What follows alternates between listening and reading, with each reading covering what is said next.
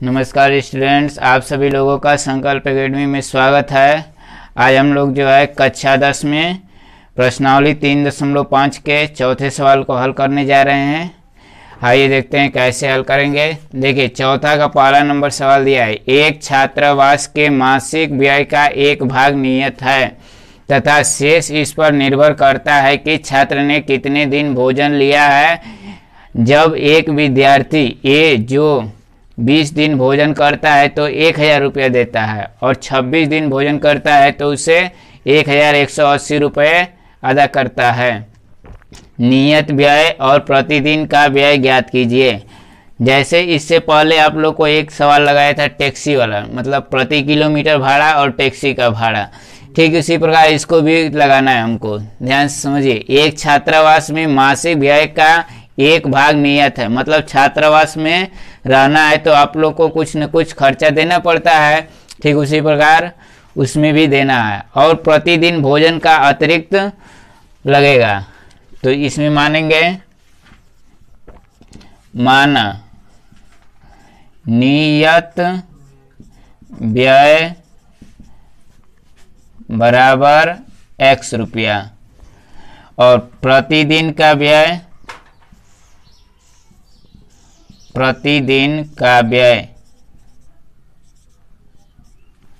बराबर y रुपया मान लिए। अब ध्यान से देखिए, ये 26 दिन के लिए ये 20 दिन का भोजन करता है तो कितने रुपया अदा करता है? 1000 रुपया। तो लिख लेंगे यहाँ पर प्रथम शर्तानुसार।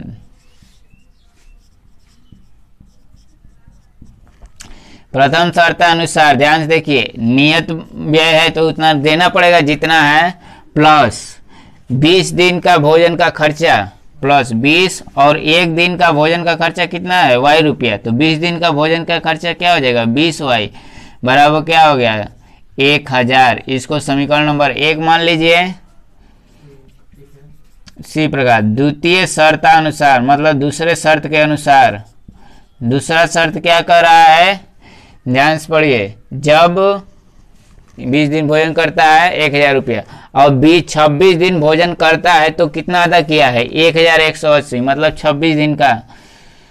तो x प्लस 26y बराबर 1180।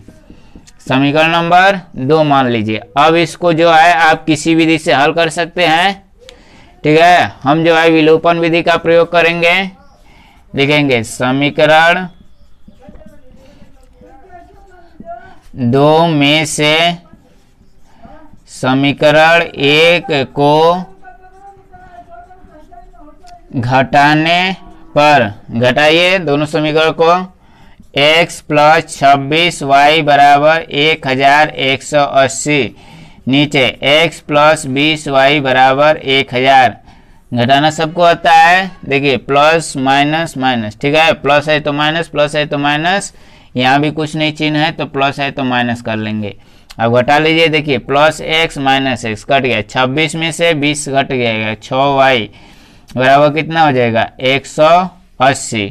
6y बराबर 180, तो y बराबर क्या हो जाएगा? y बराबर 180 बटा में 6 भाग कर लीजिए। y बराबर क्या आ गया? 30, मतलब प्रतिदिन का व्यय क्या हो गया? 30 रुपया। उसके बाद अब इस मान को क्या करेंगे? समीकरण नंबर 1 में रख लीजिए। समीकरण 1 में रखने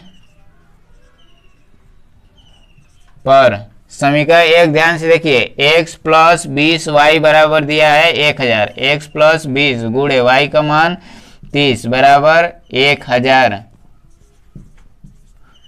तो x बराबर 1000 माइनस, इसको गुणा करके घटा देंगे, 20 में 30 का गुणा करना है, क्या हो जाएगा? 600। अब इसको घटा लीजिए, कितना हो जाएगा? 400 आएगा।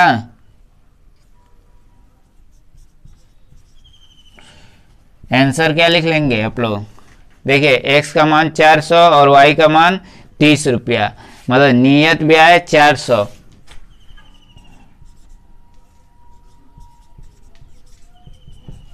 व्यय बराबर 400 रुपया। और प्रतिदिन का व्यय,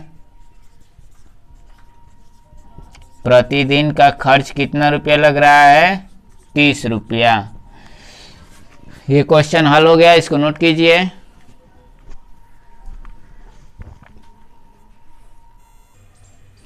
आइए चौथे के दूसरे नंबर सवाल को करते हैं। ये जो है बहुत आसान सवाल दिया है, ध्यान से देखिए। एक भिन्न 1/3 हो जाती है जब उसके अंश में से 1 घटाया जाता है, और 1/4 हो जाती है जब हर में 8 जोड़ दिया जाता है, तो वह भिन्न ज्ञात कीजिए। ध्यान से देखिए, माना भिन्न को क्या मान लेंगे? x/y। ठीक है, भिन्न को क्या मान लेंगे? x/y। अब ध्यान से देखिए, प्रथम शर्तानुसार पहला शर्त क्या दिया है? पहला शर्त पढ़िए, भिन्न 1/3 हो जाती है। तो सबसे पहले भिन्न लिख लेंगे, x/y बराबर 1/3। कब 1/3 हो जाती है? जब अंश में से 1 घटाया जाता है। तो अंश मतलब क्या हो गया? ऊपर वाला में से 1 माइनस कर दीजिए, नीचे कुछ नहीं करना है। ठीक है, अब इसी को हल करते हैं। तिर्यक गुणा कर लेंगे, 3x - 3 बराबर y। पक्षांतर कर लीजिएगा, 3x - y बराबर 3। समीकरण नंबर 1 बन गया। अब क्या करेंगे? द्वितीय शर्त अनुसार देखिए, दूसरे शर्त अनुसार दूसरा शर्त क्या कह रहा है? ध्यान से पढ़िए, 1/4 हो जाती है, वही भिन्न 1/4 हो जाती है। कब 1/4 हो जाती है? जब हर में 8 जोड़ दिया जाए। तो हर मतलब नीचे वाला में कितना जोड़ने को कह रहा है? 8। तो +8 कर लीजिए। अब इसको भी तिर्यक गुणा करके हल कर लेते हैं। तो 4x बराबर y + 8। ठीक है, पक्षांतर कर लेंगे, 4x - y बराबर 8। समीकरण नंबर क्या हो गया? 2।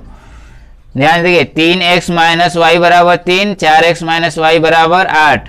-y है, तो मतलब क्या लिखेंगे? घटाने पर लिख लीजिएगा यहाँ पर, समीकरण 2 में से समीकरण 1 को घटाने पर, घटा लेंगे आसानी से। 4x - y बराबर 8, 3x - y बराबर 3। देखिए, घटाएंगे तो चिन्ह क्या हो जाएगा? परिवर्तित कर लेंगे। 4 में से 3 गया, 1 हो जाएगा। 8 में से 3 गया, 5। x बराबर क्या निकल गया? 5। अब x का मान क्या करेंगे? समीकरण नंबर 1 में रख लेते हैं। समीकरण 1 में रखने पर समीकरण 1 क्या दिया है? 3x, x का मान 5 - y बराबर 3। 3 × 5 = 15 - y बराबर 3। -y बराबर 3 और इधर आ जाएगा -15। तो -y बराबर -12। तो y बराबर क्या हो गया? 12। आंसर क्या लिख लेंगे आप लोग? भिन्न बराबर, भिन्न क्या हो जाएगा? भिन्न क्या माना गया है? x/y। तो x का मान क्या है? 5 और y का मान कितना है? 12। ठीक है, ये क्वेश्चन नंबर चौथे का दूसरा हल हो गया। ध्यान देखिए, चौथे के तीसरे नंबर सवाल को, यश ने एक परीक्षा में 40 अंक अर्जित किए जब उसे प्रत्येक सही उत्तर पर 3 अंक मिले तथा गलत उत्तर पर 1 अंक की कटौती की गई।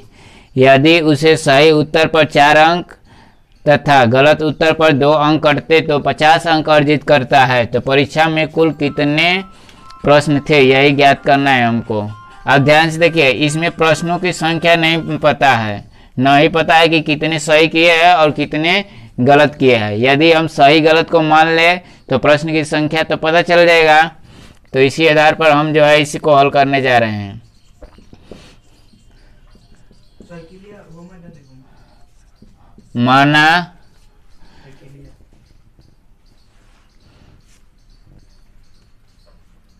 माना सही उत्तरों की संख्या, इसमें सही गलत मान लेंगे।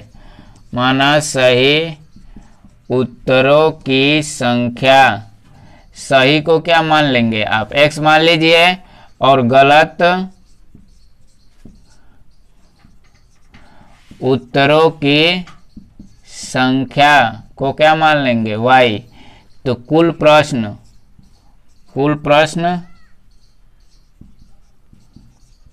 की संख्या कितना हो जाएगा, x प्लस वाई। जैसे मान लीजिए कोई परीक्षा में आपने 10 सही किए और 20 गलत कर दी, तो प्रश्न कितने थे आपके, 30 थे तभी ना। ठीक उसी प्रकार इसको भी करेंगे, मतलब सही उत्तर की संख्या गलत उत्तर की संख्या, तो प्रश्नों की संख्या कितना हो गया, x प्लस वाई। अब देखिए प्रथम शर्तानुसार, ध्यान देखिए पहला शर्त क्या दिया है। पहला शर्त पढ़े, यश ने एक परीक्षा में 40 अंक अर्जित किए, मतलब 40 अंक प्राप्त किए। कब, जब उसे प्रत्येक सही उत्तर पर 3 अंक मिले तथा गलत उत्तर पर 1 अंक की कटौती की गई। देखिए गलत उत्तर और सही उत्तर का क्या मतलब है। जैसे मान लीजिए आपके परीक्षा में 10 प्रश्न है, आपने जो है 5 सही कर दिए और 5 तो गलत कर दिए, ठीक है, ऐसे समझिए। और सही उत्तर पर जो है आपको 3 अंक मिल रहा है और गलत उत्तर पर जो है आपके कितने अंक, मान लीजिए 1 अंक कट रहा है, तो आप कितना अंक प्राप्त कर लेंगे। जैसे 5 तिहाई 15 अंक तो सही के लिए प्राप्त कर लिए और गलत उत्तर के लिए क्या हो गया, 5 अंक। ये क्या कर रहा है, काट रहा है, मतलब इसमें से जो सही किए हैं उसी में से नंबर कटेगा आपका, तो मतलब कितना प्राप्त कर लेंगे, 10 नंबर। ठीक इसी प्रकार इसको भी हल कर लीजिए। देखिए कितना सही किए हैं हम, सही उत्तर की संख्या x, सही उत्तर पर कितना नंबर मिल रहा है, 3, तो क्या हो जाएगा 3x। फिर क्या करेंगे, माइनस गलत उत्तर पर कितना नंबर कट रहा है मतलब घट रहा है, तो इसमें माइनस कितना y हो जाएगा, 1 नंबर कट रहा है तो माइनस y। कितना नंबर पाया है, 40 नंबर। समीकरण नंबर क्या हो गया, 1। ठीक उसी प्रकार दूसरे शर्त को पढ़िए। देखिए दूसरा शर्त क्या दिया है, दूसरा शर्त दिया है कि उसे सही उत्तर पर 4 अंक मिलते हैं तथा गलत उत्तर पर 2 अंक कटते हैं तो यश 50 अंक अर्जित करता है। मतलब सही उत्तर पर 4 अंक, मतलब 4x नंबर पा गया और 2 अंक कट रहा है, तो माइनस 2y बराबर तभी कितना प्राप्त कर रहा है, 50 अंक प्राप्त कर रहा है। ठीक है, देखिए 2 से भाग चला जाएगा इसमें, तो 2x माइनस वाई बराबर 25। समीकरण नंबर क्या हो गया, 2 हो गया। अब दोनों को किसी विधि से हल कर लीजिए। विलोपन विधि आसान है, देखिए माइनस वाई मिल गया, आसानी से घटा सकते हैं आप लोग।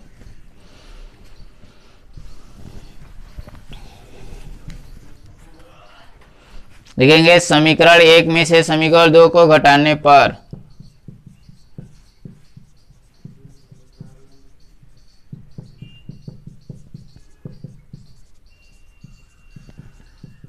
देखिए घटाइए, 3x माइनस वाई बराबर कितना है, 40। 2x माइनस वाई बराबर 25। घटा लेंगे, चिन्ह परिवर्तित कर लेंगे, माइनस है तो प्लस, प्लस है तो माइनस। देखिए माइनस वाई प्लस वाई, ये कट गया, 3x में से 2x घटेगा, x और 40 में से 25 घटा लेंगे, कितना हो जाएगा 15। मतलब 15 को क्या किया है, वो सही क्वेश्चन किया है। अब इस मान को जो है समीकरण नंबर 1 में रख लीजिए।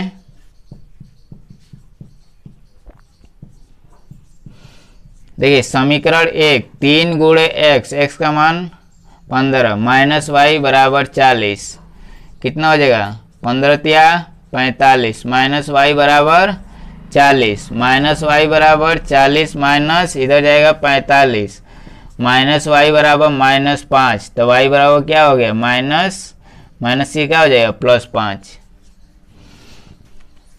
आंसर लिख लेंगे क्या, कुल प्रश्नों की संख्या पूछ रहा है,